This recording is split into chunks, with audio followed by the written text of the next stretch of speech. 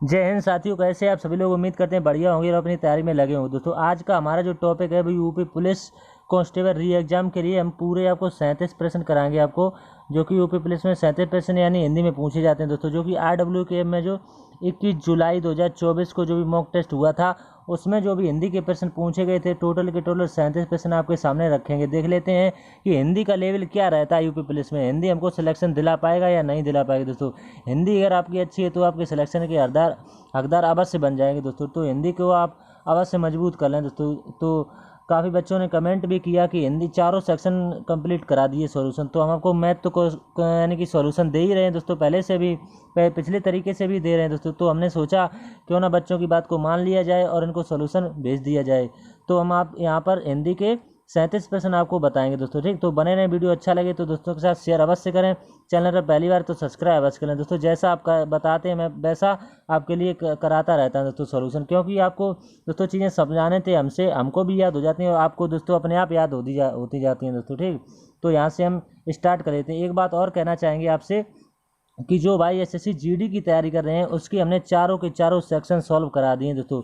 चारों के चारों सेक्शन बाकायदा प्लेलिस्ट बनी है दोस्तों। आप जाइए चैनल की प्लेलिस्ट में और वीडियो के सेक्शन पर जैसे ही आप चूज करेंगे तो वहाँ पर आपको वीडियो मिल जाएगी दोस्तों। ठीक, हिंदी में चाहे आपका मैथ देखना चाहे तो मैथ देख लेंगे और उसकी हिंदी देखना चाहे तो हिंदी, GS, रीजनिंग, चारों के चारों सेक्शन जो 21 जुलाई 2024 को RWA मॉक टेस्ट में जो प्रश्न पूछे गए दोस्तों, बाकायदा सॉल्यूशन आपको हमारे चैनल पर देखने को मिलेगा। ठीक, तो आज का जो हमारा टॉपिक है हमने आपको बता दिया है। पूरे के पूरे 37 प्रश्न का एनालिसिस हम इस वीडियो में आपको बताएंगे दोस्तों। ठीक, तो माँ सरस्वती जी का नाम लेकर के दोस्तों आप हिंदी की क्लास को स्टार्ट कर लेते हैं। देख लेते हैं कि हिंदी का लेवल क्या रहता है यूपी पुलिस में दोस्तों। ठीक, निम्नलिखित में से किस स्वर को संयुक्त स्वर माना गया दोस्तों। हमने थोड़े दिन पहले दोस्तों, ज़्यादा दिन नहीं हुए हैं, 5 से 6 दिन हुए होंगे, हमने आपको वर्णमाला की यहाँ पे 3 क्लासें हमने डाली थी दोस्तों। ठीक, उसमें हमने 3 पार्ट बताए थे, फर्स्ट, सेकंड और थर्ड, यानी कि 5 से 6 पार्ट के हैं दोस्तों ये तीनों पार्ट। तो हमने वर्णमाला बाकायदा ख़त्म की है दोस्तों इसमें। तो आपने वो वीडियो नहीं देखी है तो चैनल की प्लेलिस्ट में जाएंगे, आपको वीडियो वहीं पर मिल जाएंगी दोस्तों। ठीक, तो वहाँ पर हमने वर्णमाला बाकायदा पढ़ाया हुआ है, आपका क्वेश्चन कभी नहीं छूटेगा दोस्तों। ठीक, तो अगर आपने वर्णमाला वहाँ से पढ़ी है दोस्तों तो इसका आंसर आप अवश्य देंगे। तो देख लेते हैं निम्नलिखित में से किस स्वर को संयुक्त स्वर माना गया है। तो एक ही स्वर है, इसको संयुक्त स्वर माना गया है, ये ए। तो इसका आंसर जो हो जाएगा ऑप्शन नंबर डी, इसका राइट आंसर हो जाएगा। अगला प्रश्न देख लेते हैं। व्युत्पत्ति के आधार पर संज्ञा के कितने भेद होते हैं। तो इसमें कितने भेद होते हैं, 3 भेद होते हैं। देख लेते हैं। व्युत्पत्ति के आधार पर संज्ञा के 3 भेद होते हैं, रूढ़ संज्ञा, यौगिक संज्ञा और योग रूढ़ संज्ञा दोस्तों। तो हमने विथ एग्जाम्पल आपको बता दिया है। ठीक, प्रश्न काफ़ी बढ़िया से होते हैं दोस्तों अगर आपकी थोड़ी सी भी हिंदी मजबूत है। चर्चा शब्द से बना विशेषण कौन सा है। तो चर्चित हो जाएगा, right answer option number C इसका राइट आंसर हो जाएगा। अगला प्रश्न देख लेते हैं। पुस्तक के बिना कैसे पढ़ोगे में संबंध बोधक अव्यय कौन सा है। तो कैसे, ये एक प्रश्न सूचक शब्द है, कभी नहीं हो सकता। तो बिना जो इसमें बी राइट आंसर हो जाएगा। बिना जो शब्द है ये इसका राइट आंसर हो जाएगा। तो इसके बाद अब प्रश्न नंबर अगला देख लेते हैं दोस्तों। देख सकते हैं आप हिंदी का लेवल कितना बढ़िया दिया जाता है। निम्न विकल्पों में पुल्लिंग शब्द का यानी पुल्लिंग शब्द कौन सा है। तो इसमें पुल्लिंग शब्द पूछा हुआ है। तो इसमें धरती दिया हुआ, ये तो नहीं हो सकता। पुल्लिंग मणि भी नहीं होगा। तो इसमें पुल्लिंग शब्द कौन सा है ये पूछा हुआ। तो पुल्लिंग शब्द कुटुंब जो दिया हुआ है यही पुल्लिंग शब्द होगा दोस्तों। ठीक, और ये जो दिए है धरती एक स्त्रीलिंग शब्द है, मणि भी एक स्त्रीलिंग शब्द है दोस्तों। ठीक, तो उम्मीद करते हैं यहाँ तक आपको समझ में आ गया दोस्तों। एक प्रश्न बहुत ही बढ़िया है। सदा एक वचन में प्रयुक्त होने वाला शब्द कौन सा है। पौधा भी नहीं है, पुस्तक भी नहीं है। तो सहायता जो है हमेशा एक वचन में प्रयुक्त होता है दोस्तों। हिंदी बहुत ही अच्छे लेवल से पूछी जाती है। मैंने मेरे को सुधार लिया, वाक्य में किस प्रकार की अशुद्धि है। मैंने मेरे को सुधार लिया, तो अशुद्धि यहीं पर दिखाई दे रही। तो कौन संबंधी है, यानी सर्वनाम संबंधी अशुद्धि है। इसमें प्रोनाउन संबंधी अशुद्धि दी, ना कि कारक संबंधी, ना कि लिंग संबंधी दोस्तों। ठीक, अब अगला प्रश्न देख लेते हैं। इसके बाद भाववाच्य छांटिए। तो दादाजी के द्वारा अनिल को डांटा गया, तो ये भी नहीं हो सकता दोस्तों पहला वाला। तोते से उड़ा नहीं गया, यानी निगेटिव जो वाक्य होगा वही आंसर इसमें राइट आंसर माना जाएगा दोस्तों। तोते से उड़ा नहीं गया है। अशोक ने आइसक्रीम खाई, ये भी नहीं हो सकता दोस्तों। ठीक, अगला प्रश्न देख लेते हैं। बहुत अच्छे से प्रश्न पूछे जाते हैं इसमें। सड़कें चौड़ी बनाएंगी, इसमें चौड़ी क्या है। तो चौड़ी इसमें क्या होता है, सहायकर्ता होता है, ये भी सहायकर्ता नहीं हो सकता तो। ठीक, सब्जेक्ट यानी कि मुख्य क्रिया भी नहीं हो सकती, मैन वर्ब। पूरक होता है, इसको इंग्लिश में कहते हैं कॉम्प्लीमेंट। तो ये इसका राइट आंसर हो जाएगा, चौड़ी। अब अगला प्रश्न देख लेते हैं। इसके बाद दिए गए विकल्पों में से अवन का विरुद्धार्थी शब्द कौन सा है, यानी कि विरोधी शब्द कौन सा दिया हुआ है। पहला भी ऑप्शन में अमन दिया हुआ है, यानी ये चसु दिया हुआ है, अग्नि दिया हुआ है, आग क्या पर्यायवाची ये आँख का होता है दूसरे नंबर का। ठीक, अब अंबर जो दिया है यही राइट आंसर होगा दोस्तों। ठीक, तो उम्मीद करते हैं आपको समझ में आ गया होगा यहाँ तक। अगला प्रश्न देख लेते हैं इसके बाद।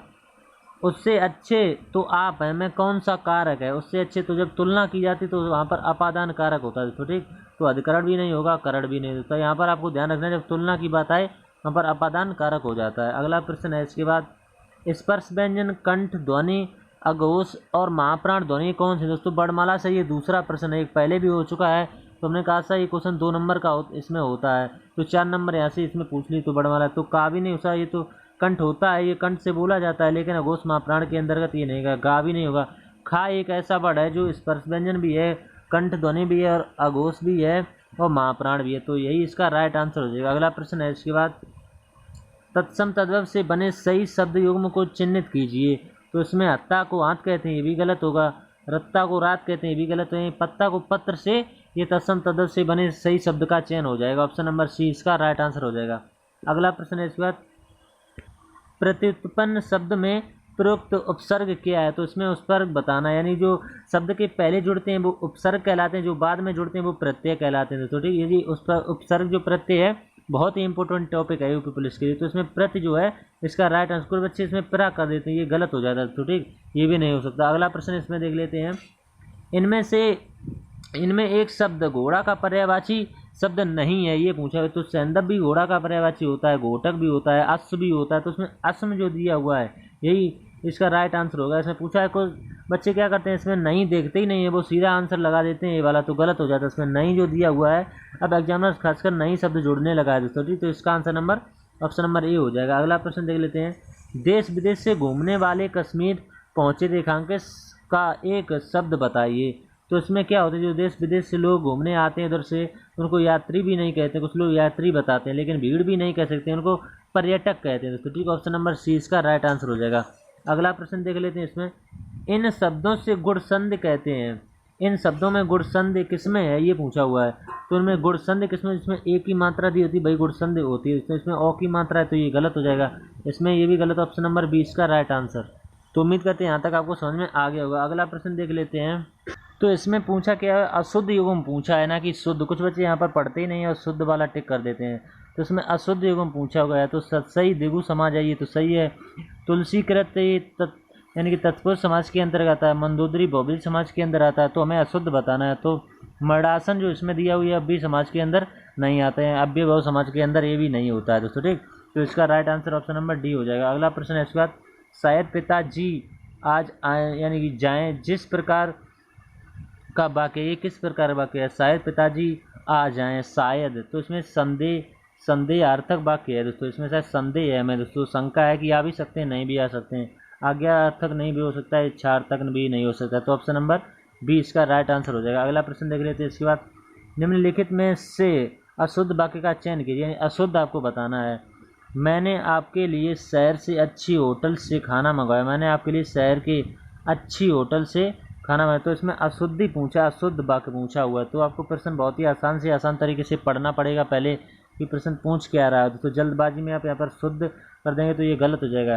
हेमा से प्यार करती है भी नहीं हो सकता, तो गीता अच्छी पुस्तक, ये भी सही ये दिए गए हैं दोस्तों। ठीक, तो हमें अशुद्ध पूछा हो तो यहीं पर अशुद्धि है, यहाँ पर दिया हुआ मैंने आपके लिए शहर के अच्छी, जो अच्छी दिया हुआ यहाँ पर अच्छा होता तो चल जाता, तो ऑप्शन नंबर ए इसका राइट आंसर हो जाएगा। अगला प्रश्न है इसके बाद, देख सुदामा की दीन दशा करुणा करके करुणानिधि रोए में कौन सा रस है? तो रोने के लिए कौन सा रस होता है? करुण रस होता है, आप जानते भी हैं दोस्तों। ठीक, बढ़िया है ये।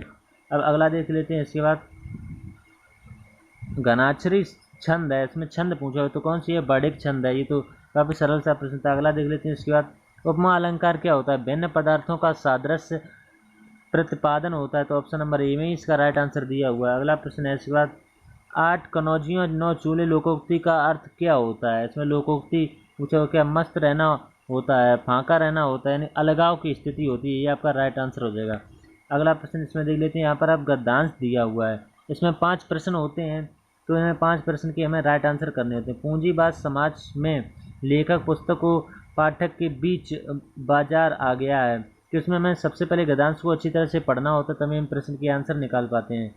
इस बाजार के कारण लेखक का पाठक से सीधा संबंध नहीं रह पाता। इसलिए मार्क्स ने कहा कि पूंजीवादी समाज में कला, साहित्य या लेखक के लिए रिलियनेशन की समस्या सबसे बड़ी है। पुराने समाज में कला व कलाकार अपने समाज से पूरी तरह जुड़े थे। कला की रचना और सुरक्षा दोनों का दायित्व तो समाज का था। इसके बाद में कला दरबार में आई। कला और कलाकार का क्षेत्र संकुचित हुआ। वह यानी कह सकते हैं कि इसमें उसका अजनबीपन या रिलेशन और बढ़ा।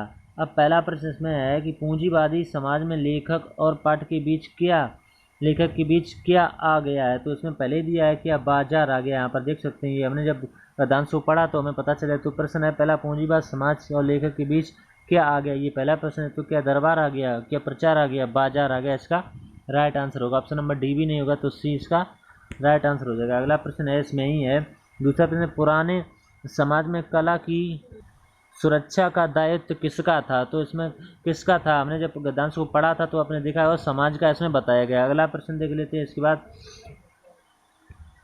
कला क्षेत्र का संकुचन का आशय क्या है। तो कला का दायरा सीमित होना, हमने गद्यांश में बताया था। तो इसका कला का दायरा जो सीमित होना, ऑप्शन नंबर इसमें बी राइट आंसर हो जाएगा। अगला प्रश्न है इसके बाद, अजनबीपन का आशय क्या है, यानी एकाकीपन है इसमें दिया हुआ, ठीक, एकाकीपन। ऑप्शन नंबर इसमें ए राइट आंसर हो जाएगा। अगला प्रश्न है इसके बाद, गद्यांश का सर्वाधिक उपयुक्त शीर्षक क्या है। इसमें काफ़ी बच्चे कंफ्यूज रहते हैं कि शीर्षक में क्या से क्या राइट आंसर हो सकता है। तो कला एवं पूंजीवाद जो है इसका राइट आंसर हो जाएगा। अगला प्रश्न देख लेते हैं। इसके बाद, सूरदास के गुरु कौन थे। इसमें गुरु पूछे, क्या रामानंद थे, रामदास थे, नहीं वल्लभाचार्य जी थे। दोस्तों सबको पता होगा, ये हाई स्कूल का प्रश्न है दोस्तों, ठीक। अगला देख लेते हैं, अंचल किस साहित्यकार का उपनाम है।